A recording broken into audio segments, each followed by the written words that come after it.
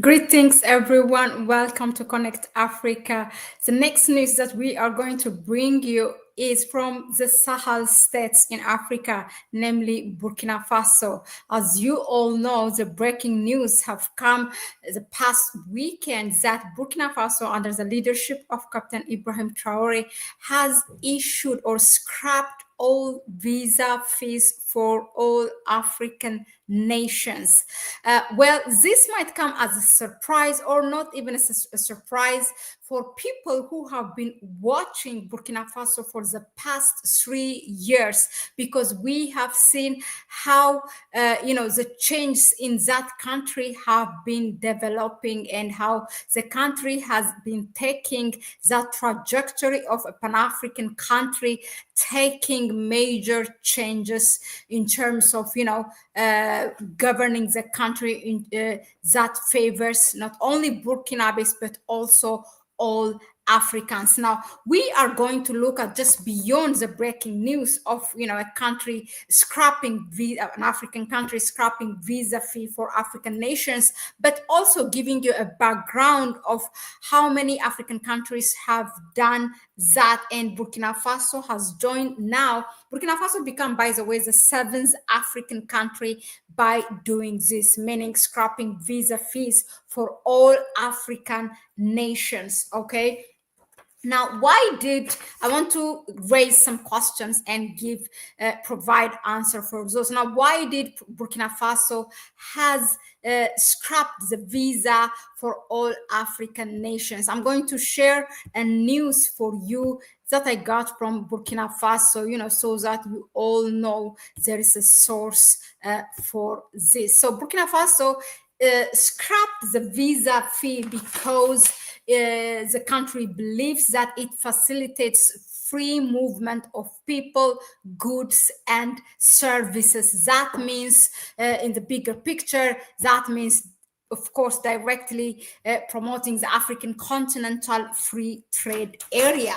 But also Burkina Faso has done this because Burkina Faso believes that this will increase tourists towards Burkina Faso, and then it will have a positive impact on the industries in the country, like such as hospitality, restaurants, and transport. Also, it enhances business travel. So it's because of these reasons, and including also promoting free movement of people, goods, and services, that the country has scrapped the visa fee for all African nations. Now, how does this free visa work? So this is an electronic visa system, so you can apply your visa directly there without any visa fee. Now, definitely, given that Burkina Faso, Mali, and Niger, how people are following the news in those countries and how they want to visit the countries, this definitely contribute to the tourists, not even just any tourist. Actually, it's a tourist, African tourists, the diaspora, Africans both at home and abroad. It will attract a lot. And those of you, even here at my platform, I receive a lot of questions, people asking how they can be part of, the part and parcel of the development of the country, in terms of it could be buying bond or opening business there. So this will allow them without any bureaucracy just to acquire that visa without any visa fee and go to the country and explore and find out really for themselves. And for people like us also, who are engaged in bringing you informations from these countries, it will also allow without any bureaucracy to go and report anything that you want to know, what is going on in the country. Now, I want to give you a little bit of a background in Africa. How does it look the visa-free geographic map of the continent. First of all, there are only 6 countries now. Burkina Faso becomes the 7th country. It's Seychelles, Rwanda, Benin, the Gambia, Ghana, Kenya, and now Burkina Faso. These are totally 7 countries who have scrapped visa fees for all African nations, and some of them also to the African diaspora, to Africans who are, the global African people or African descendants. But out of the 55 countries, more than half, that is like 28 countries, require visa, to visit these countries. 28 of them out of 55. That's like more than half. Only 27 of them, they allow you, still you have to pay for visa, but it's like visa upon arrival. So somehow it's easy. Okay, it's easier, not easy, but easier, and still you have to pay, but at least you can jump all that bureaucracy thing, and then you just go fly to the country and pay it at the counter. That is a 27. Now out of the 55, but countries, if not allowing visa free to arrive in those countries, what they have is, most of them, they have a bilateral relation where they allow at least the next country to to visit their country without visa fee. So they will just be given visa on arrival. So that is so out of 55 countries, 48 of them, they have at least one other country they allow visa free for other African nations. So this is somehow a geographical map of it related to visa free. Now another effect, an after effect, now nobody has maybe did not think about, is that as you all know, Burkina Faso, Mali, and Niger have created a confederation. They are the Alliance of the Sahel States. So the decision taken by one country should be respected by the other one as well. So Mali and Niger are most likely to follow Burkina Faso. That is, the great after effect. So definitely people, once they arrive in Burkina Faso, they also want to discover Mali and Niger. This is, I think, like it's like a given. So Mali and Niger will soon scrap that visa fee and make it visa free, just like Burkina Faso. That is one, because it's a confederation. Now another thing that above all this, what, making your country, an African country, visa free, what it does is, first of all, it boosts tourism, definitely, as it is stipulated by the Burkinabe government here. It also promotes the African Continental Free Trade Area, because the ultimate goal of the African Continental Free Trade Area is for free movement of people, goods, and services. It also promotes to allow your border to be a borderless, to allow people to arrive visa fee free. Is that it will also promote a Pan-African cultural exchange. How many of us knows a neighboring African country, what is like their culture? I mean, forget even a neighboring country. I don't think we even know. As you know, in one country there are several tribes in one country, so we don't even know all tribes culture in our own country. This is a reality. I mean, we should be ashamed of that, because most of it, because there's no enough infrastructure for us to discover what what is the culture of a next tribe in your to find out the culture, the language, and everything, the lifestyle of a next tribe in your own country, let alone a neighboring country. So this definitely will make, with this also infrastructure infrastructure have to come for people to move freely. But for now, at least,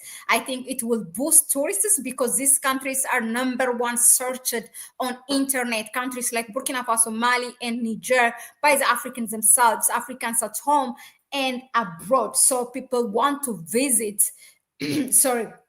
Burkina Faso. Now, another benefit that will bring to the country is it also boosts trade and investment. Okay, it gives also a boost to typical industry that the country is known for. For example, Burkina Faso is known for its gold, right?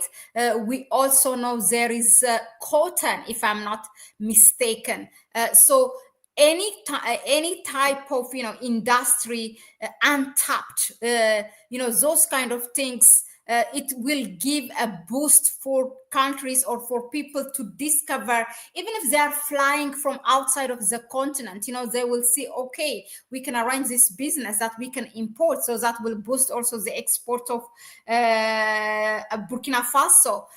But beyond all this, for me, what I have noticed, and this is really the highlight of this news for me, given that all this terrorism going on in Burkina Faso, Mali, and Niger, terrorists that are sponsors and funded by the foreign powers, the country still take a risk to allow all African nations, because these terrorists are trained and equipped in their own neighboring countries. Okay, those foreigners provide all the equipment and the training in the neighboring country, and in the name of peace and security, you can just close your border and say, no, I'm not allowing, even if you are an African, because I have this problem, I have a war going on in my country. No, with that, they have even taken, should I call it a risk? Yeah.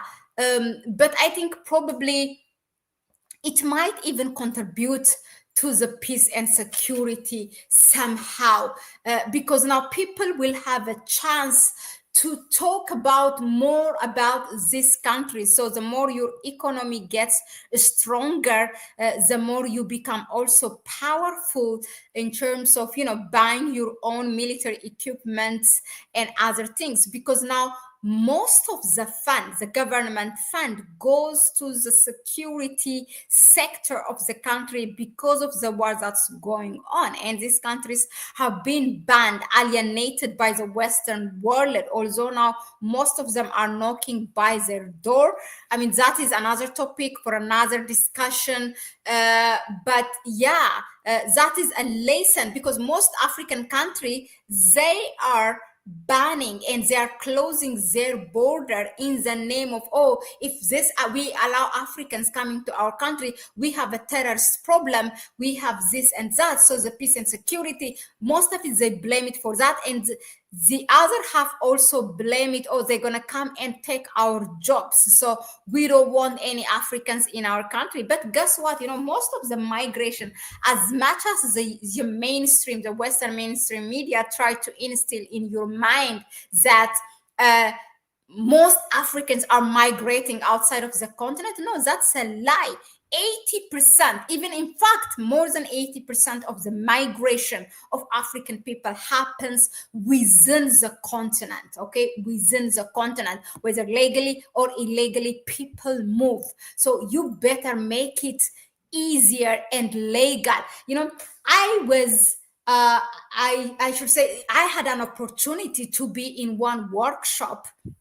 You see that there's a lot of politics in the southern part of the continent, especially, given that South Africa, its economy is better than any other, in the continent. It used to be. Now I don't think I can say that. So people fled, African people from the continent fled, they migrate to South Africa, and they close their border. But once, what happened was they opened the border between, for Zimbabwe and South Africa, or was it between Zimbabwe and Zambia? I don't know. But anyway, what happened, most of the people that went to South Africa, they they come back, actually once they know that they are legal, that they can come back, they come back, most of them, they come back to the original place where they left off. That is what it does. So when you open your border. So that was it for now. Thank you very much. Let us know in the comment section, what do you think of this action by the government of Burkina Faso? Let us know in the comment section. Share your view. Hello to Bo Ulwat Tosin. Good to see you here. Thank you for being here. So I will see you on the next one. That's a bye bye for me for now. Ciao, ciao.